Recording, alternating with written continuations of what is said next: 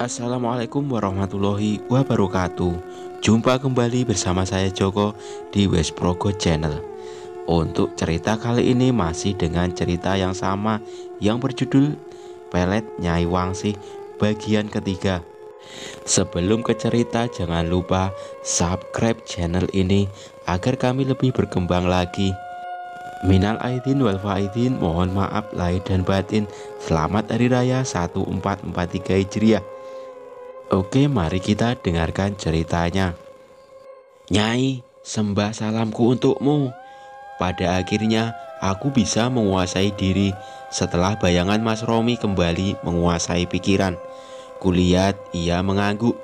Aku akan mengabulkan permohonanmu, namun kau harus memberiku persembahan. Apa yang Nyai inginkan? Mudah saja, Nduk. Tangan Nyai Wangsih membuka, telapak tangannya menadah ke atas. Tiba-tiba selembar daun sirih dan satu bunga kantil muncul di telapak tangan tersebut. Lalu ia kembali menatapku. Dari dua benda ini, pilihlah yang kamu suka. Aku mengerenyit, tidak mengerti, karena harus disuruh memilih. Aku memilih bunga kantil. Ia tersenyum mengangguk, lalu menyematkan bunga kantil itu pada sanggul rambutku. Persembahanmu akan aku ambil malam ini juga. Meski aku tidak begitu mengerti, aku tetap mengangguk takzim. Nyai Wangsih menaruh telapak tangannya tepat di ubun-ubunku. Perlahan rasa hangat mengalir ke seluruh tubuh. Aku memejamkan mata tanpa sadar, dan ketika kembali kubuka, aku telah kembali di ruangan sesaji. Pintu dibuka perlahan. Rindi masuk dan membantuku berdiri. Tubuhku terasa lunglai, dan dengan bantuannya ia memampahku kembali ke kamar. Pagi hari ketiga aku terbangun dari tidur. Dua orang warga bertandang ke rumah menyampaikan kabar tentang kakak perempuanku yang meninggal semalam dalam keadaan masih mengandung 7 bulan. Kabar sedih, tetapi entah mengapa aku tak merasa sedih. Setelah doa-doa yang dipanjatkan Kiai Abdul pada kuburan kakakku, para pelayat bubar dan kembali ke rumah masing-masing. Aku tak ikut mendekat ke area pemakaman. Menurut Rindi, aku tak bisa terlalu dekat dengan makam kakakku. Aku tak mempersalahkannya. Selama hidup kami, aku dan kakakku tak pernah berhubungan baik. Jadi kabar kematiannya pun tak memberikan jejak sedih atau kehilangan. Menik, itu kakak iparku, Mas Rahmat. Dia mendatangiku dengan wajah yang terlihat pucat. Aku menengok dan memandangnya dengan wajah datar. Ia menatapku, bahkan seakan tengah meneliti tubuhku. Keningnya mengkerenyit, tetapi kemudian menggelengkan kepala. Semalam sebelum ia meninggal, ia memanggil-manggil namamu. Tanpa diminta, ia menjelaskan kondisi Mbak Nurma sebelum meninggal. Lalu aku tak acuh dengan pertanyaannya. Maafkan dia ya, selama ini ada salah kepadamu. Aku kembali menatap kuburan yang masih terlihat basah. Rindi di sisiku menyenggol, lalu memberi isyarat agar cepat pergi dari sini. Aku mengangguk. Tanpa pamit pada Mas Rahmat, kami berdua pergi. Masih kurasakan tatapan tajam Mas Rahmat. Aku sedikit gemetar, tetapi Rindi menguatkanku sehingga dengan cepat dapat menguasai tubuh kembali. Menik, kita sudah dapat tanah pemakaman orang yang mati di Selasa Kliwon. Kau bisa taburkan tanah ini di sekeliling rumah ibunya Romi. Rindi berbisik. Aku mengerenyit dengan pandangan bertanya, bagaimana caranya ia mendapatkan tanah kuburan itu. Setauku, Rindi selalu berada di sisiku ketika prosesi pemakaman berlangsung. Melihat kebingunganku yang terlihat kentara, Rindi hanya tersenyum misterius. Kali ini aku melihat benar aneh di matanya. Ketika kami berdua telah sampai di mobilku, Aku merasakan seseorang mendekat. Dadaku bergemuruh kembali ketika melihat Mas Romilah yang datang. Kuteliti wajahnya. Ia terlihat cemas. Dapat kupastikan bahwa ia gugup bertemu denganku. "Menik, aku mencari-carimu." Ia seperti terengah-engah. Rindi menyenggol badanku, kemudian berbalik pergi meninggalkan kami berdua sambil berbisik, "Dia milikmu sekarang. Kamu baik-baik saja kan?" Mas Romi kembali berucap. Mungkin karena aku diam saja melihat kedatangannya. Aku tersenyum menanggapi pertanyaan itu. Senang, bahagia, dia akhirnya memperhatikanku. Dan ketika bibir ini membuka untuk membalas ucapan, aku melihat dua tangan pucat yang merayap dari balik punggung Mas Roni. Tangan pucat dengan kuku-kuku panjang berwarna hitam pekat. Tangan itu semakin terlihat jelas dan perlahan menampakkan sosok kuntilanak tanpa muka. Kuntilanak itu membelai-belai kepala dan wajah Mas Romi, kemudian menggesek-gesekkan wajahnya ke leher kekasihku. Meski tak terlihat wajahnya, tapi aku merasa ia tengah menatapku sekarang. Oke, kali ini aku akan menceritakan sisi Sikania, istri sah Romi. Langsung saja ceritanya. Namaku Kania. Sudah hampir 6 bulan aku menjadi istri Mas Romi, pria yang dipilihkan ibuku. Kalia, menurutnya Mas Romi adalah takdir yang telah digariskan untukku. Konyol, ya, aku berpikir demikian. Aku tahu ibuku berbeda dengan manusia lainnya. Gaya nyentrik dan wajah yang selalu muda membuatku yakin bahwa ia bukan manusia biasa. Akan tetapi mengenai perjodohan dengan ramalan yang dia utarakan, ini menggelitik diriku untuk tidak mempercayainya. Aku dan Mas Romi sudah berusaha menolak dengan alasan kami masing-masing. Apabila aku tahu Mas Romi telah menjalin hubungan dengan Mbak Menik, wanita cantik yang ku tahu menjadi kembang desa di kampung ini. Sebagai pendatang baru, aku tak mungkin bersikap seenaknya. Aku tahu diri untuk menghindari segala jenis interaksi dengan Mas Romi. Namun suatu hari pria itu datang dan mengatakan bahwa dia telah memutuskan Mbak Menik dan menerima perjodohan kami. Awalnya aku tak menerima keputusan itu. Namun suatu hari aku melihatnya berjalan sendirian dan masuk ke sebuah rumah kosong. Rasa penasaran yang teramat besar akhirnya membawaku mengikuti Mas Romi. Aku sudah merasa aneh dengan rumah terpencil di pinggir hutan ini, dan ketika aku memasukinya, jelaslah sudah bahwa rumah ini adalah sarang makhluk gaib. Mas Roni masih berjalan dengan langkah pelan, tatapannya kosong, laksana robot yang telah dikontrol dari kejauhan. Hingga kemudian ia berhenti di depan sebuah ruangan yang tertutup. Pintu ruangan itu terbuka tiba-tiba dan Mas Romi berjalan masuk ke sana. Firasat buruk tiba-tiba menerpaku. Aku tak tahu pasti akan ada apa di dalam sana. Tergesa-gesa aku berjalan menuju ruangan tersebut, lalu merangsek masuk ke dalam. Tak ada cahaya sama sekali di sini. Rasa dingin yang aneh tiba-tiba menyelimuti sekujur tubuh. Kupindai mataku mencari sosok pria itu, dan aku melihatnya. Namun apa yang kudapat benar-benar memacu degup jantung. Mas Roni berdiri dengan tatapan kosong, sedangkan di sampingnya sosok wanita yang kukenal telah mengumumkan mantra-mantra. Sesekali wanita itu membuka mulutnya, menyedot aura kehidupan pria itu. "Mas Romi!" Aku berteriak kencang sambil berlari ke arah mereka. Melihat kedatanganku, wanita itu menoleh dan memelototiku.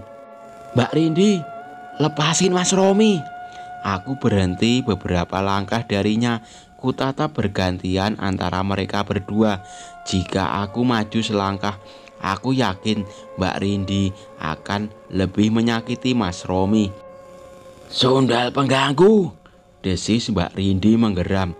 Suaranya bukan lagi layaknya suara manusia. Entah siapa dia, tapi firasat burukku semakin kuat seiring tatapan Mbak Rindi semakin tajam. Pergi dari sini. Tidak, aku tidak akan pergi jika tidak bersama Mas Romi. Aku tak akan membiarkan dia menjadi korban ilmu hitammu, Mbak. Kau benar-benar meminta kematian. Mbak Rindi tiba-tiba bergerak maju. Aku yang tak siap dengan serangan itu langsung tertangkap. Ia meraih leherku, mencengkramnya kuat-kuat hingga napasku tersenggal payah. Ku coba untuk melawan dengan menarik tangannya. Akan tetapi tenagaku tak sekuat itu. Ia malah semakin kuat mencekik leher. Oksigen mulai berkurang, memacu jantung bekerja lebih cepat. Tenggorokan terasa sakit karena kuatan cekikan tersebut. Matanya, tiba-tiba bisikan terdengar dari telingaku. Aku yang awalnya sudah putus asa mencoba mengangkat tanganku, maju selangkah hingga menggapai wajahnya. Mbak Rindi melotot, matanya tiba-tiba menghitam sepenuhnya. Ku tekan rasa takut di hati. Lalu ketika tanganku mencapai area mata, sebuah sinar menyilaukan menerpa mataku. Hanya terdengar jeritan keras sebelum sosok wanita menyeramkan itu menghilang. Sejak kejadian itu, ibuku terus-menerus membujuk agar aku menikahi Mas Romi. Begitupun dengan Bu Rahma, ibu Mas Romi. Wanita parubaya itu bahkan memohon-mohon padaku. Kau mungkin tidak percaya, Kania. Namun Romi mempunyai aura suci. Ia akan diburu para penganut ilmu hitam untuk ditumbalkan, kata ibuku. Jadi aku adalah tameng untuknya? Tidak seperti itu, Nak. Ibuku beringsingkut duduk semakin dekat padaku. Kau mungkin mengira dirimu adalah tameng, tetapi pada akhirnya kalian akan saling membutuhkan satu sama yang lain. Ibu tidak bisa mengungkapkan saat ini. Ketika waktunya tiba, kau akan mengerti mengapa ibu melakukan ini. Aku tak mengerti apa yang ibu katakan kala itu. Namun di suatu pagi ketika aku mengetahui kehamilanku, sebuah kilasan peristiwa tiba-tiba muncul tentang sosok gadis berjubah merah. Meski aku tak ingin mempercayai segala hal yang ibu katakan, pada akhirnya aku tahu apa yang ia maksud. Akan tetapi tugasku ternyata tak bisa dikatakan selesai hanya dengan menikahi Mas Romi. Ketika siang itu Mas Roni pulang dari melayat almarhum Mbak Nurma, aku merasakan perbedaan aura dalam dirinya. Niat hati ingin mengatakan tentang kehamilanku akhirnya kuurungkan. Mas Romi terlihat berbeda. Bahkan ketika masuk ke rumah tak ada salam sapa darinya. Ia menjadi irit bicara dan banyak melamun. Ku amati ia sering menatap dengan pikiran kosong. Terkadang kulihat ia seperti berbicara sendiri. Beberapa kali bertanya sesuatu padanya, ia tak fokus dengan apa yang kutanyakan. Keadaan ini berlangsung selama beberapa hari, hal yang membuatku semakin bingung. Ia mulai tak mengenaliku sebagai istrinya. Puncaknya pada suatu malam, aku terbangun ketika merasakan ranjang berdenit. Kulihat Mas Romi bangkit, ia celingukan dengan sebuah tubuh gemetar. Mas Romi, Mas, mau kemana? Aku menyingkap selimut lalu turun dari ranjang. Ku dekati dia yang terlihat linglung. Mas Roni masih terus saja celingukan, seakan-akan mencari seseorang.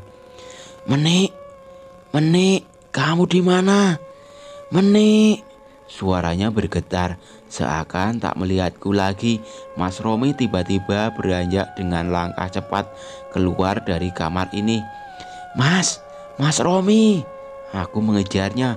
Mas Roni telah keluar rumah dan sampai di gerbang rumah kami. Ia membuka dengan mudah gerbang itu, lalu berlari melesat. Mas! Aku berteriak memanggilnya. Suasana yang sepi tak menyurutkan langkahku untuk mengejarnya.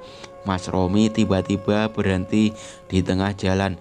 Aku benar-benar dibuat kebingungan dengan ulahnya.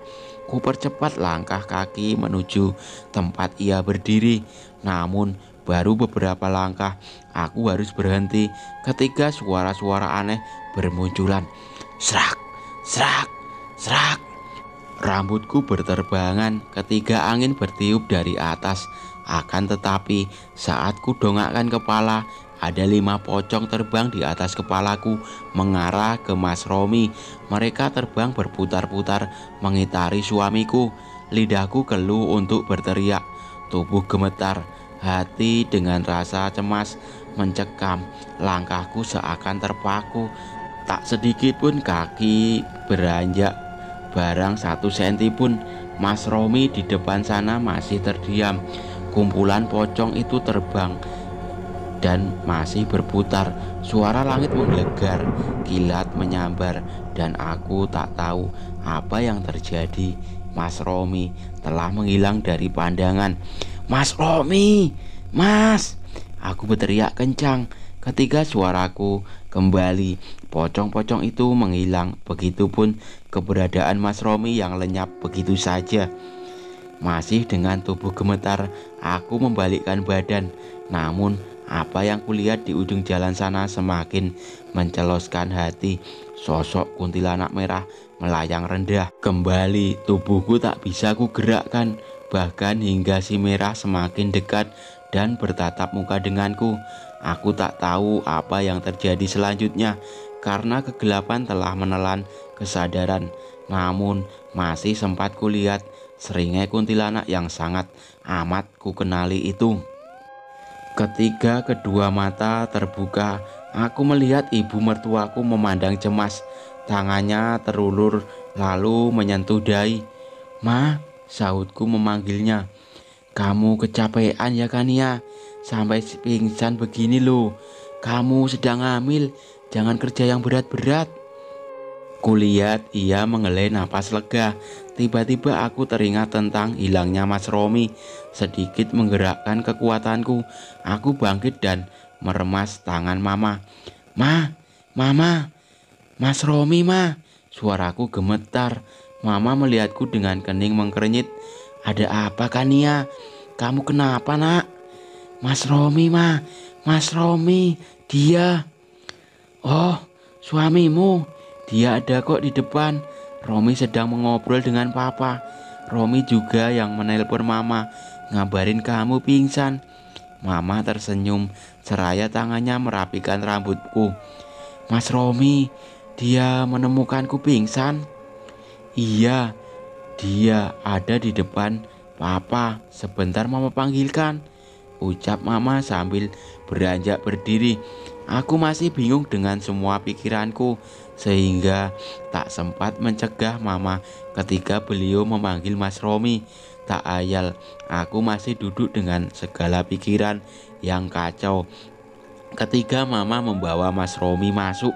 Romi, ini loh temenin istrimu. Jangan sering-sering ditinggal ya. Orang hamil harus dimanja. Ngerti kamu? Mama berkata dengan sedikit mengancam. Ku dengar Mas Romi terkekeh. Ku dongakkan wajah perlahan untuk menatapnya.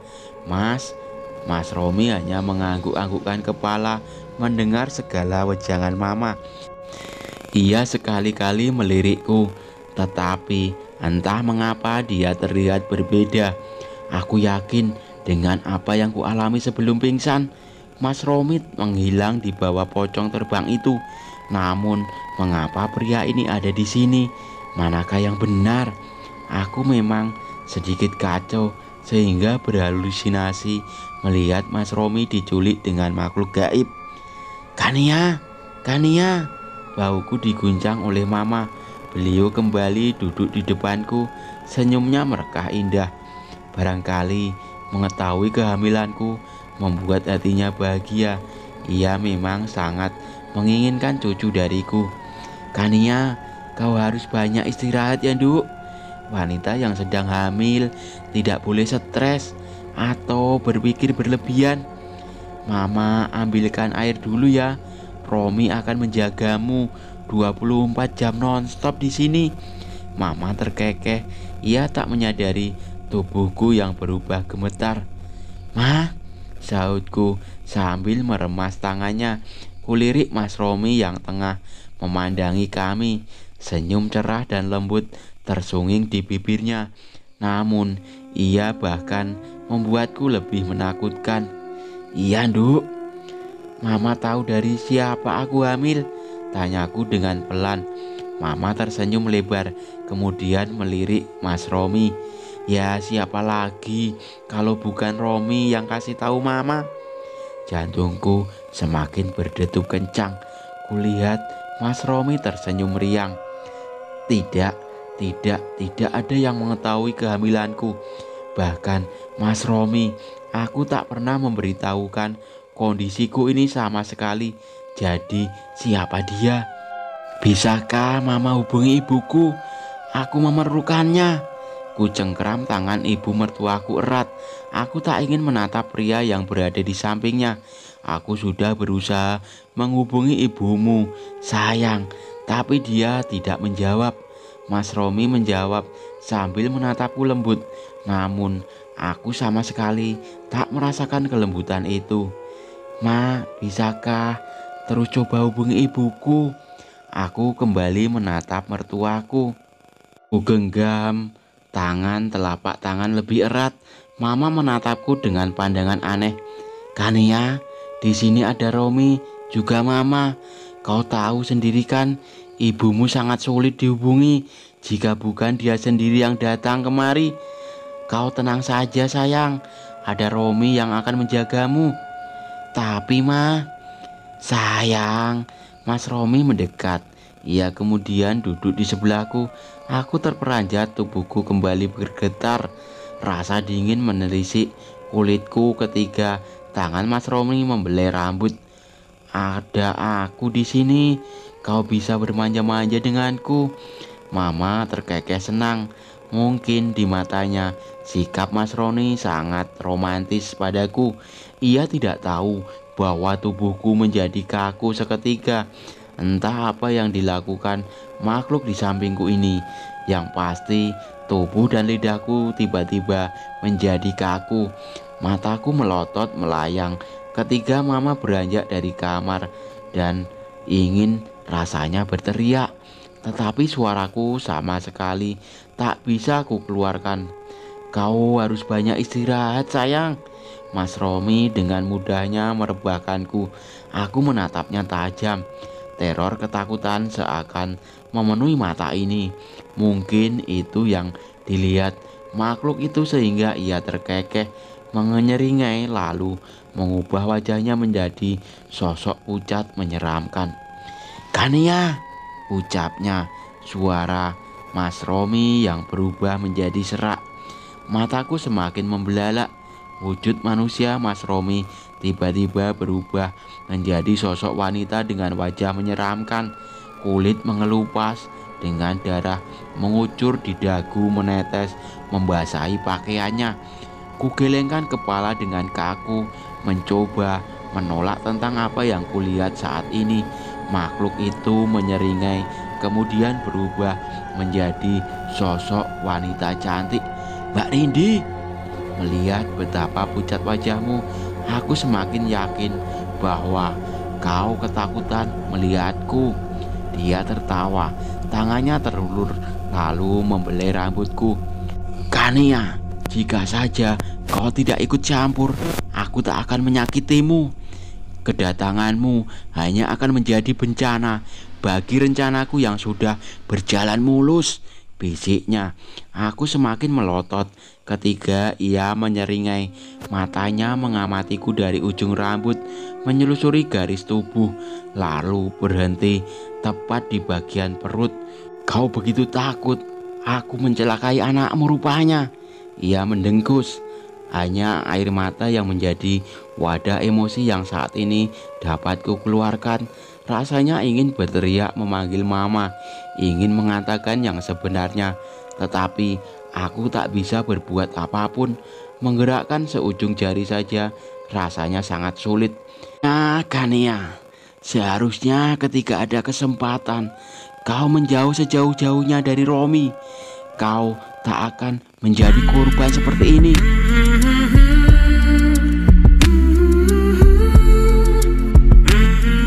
Oke, sampai di sini dulu cerita dari saya. Jangan lupa subscribe, like, share, komen, dan tentunya bunyikan tanda lonceng untuk dapat mengupdate cerita-cerita dari saya. Wassalamualaikum warahmatullahi wabarakatuh.